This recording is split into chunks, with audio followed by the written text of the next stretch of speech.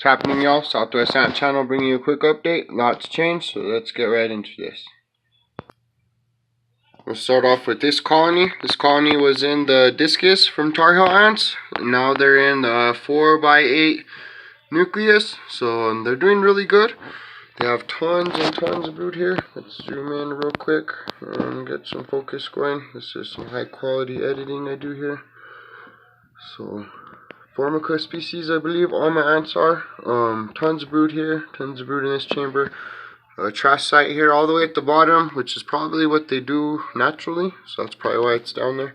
They still have space to grow. I have it blocked off. It's two-sided, so they do have this big tube there.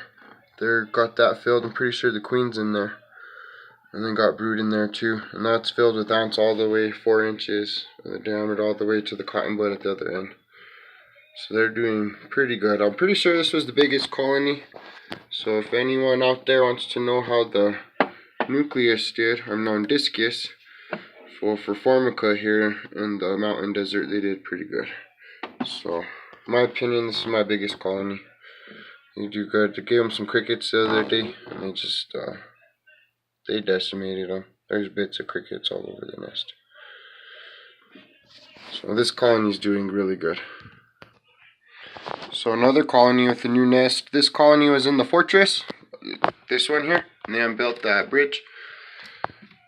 So they still have lots of room to grow. This is a casita from Tar Heel ants. So it's two-sided, two 4x8 panels, and they have an outworld up top. And they moved in just recently, a few days ago. The nucleus, they've been in there for like 2 or 3 weeks. But they have plenty of room to grow, which is cool. So also just proves my suspicion of the discus colony being the biggest colony, because they filled that facing up, and it's probably the same living space, 4x8, 2 4x4 spaces. But they moved in right away. I hooked them up and they were in here like an hour and a half later. So they got lots of brood on this side. I keep this side by the key cable on this corner. So you have a water tower here and one there, so it doesn't get too much evaporation going. But they're filling the bottom out, and they'll grow up through the top. And there's the entrance, the farthest away from the empty chambers. So they're doing pretty good. So here's the colony. The queen has the dent in her gaster, and they're starting to fill this nucleus out pretty good. They do start consistently having some centuries out here. I know they're empty right now, but they're probably just munching on the crickets. But they're starting to get kind of a little tarnished. They have been in this nest longer in the fortress than any of my other colonies. All these ants were caught last year in July.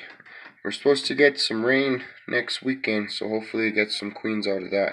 I'd like to get some different species going on. So I do have another nucleus coming in from Tar Heel ants, a smaller one, 4x6, and that's what this colony will be moving into right away.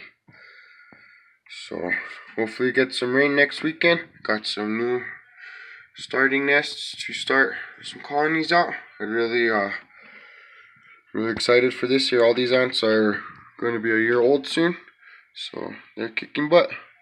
Right on.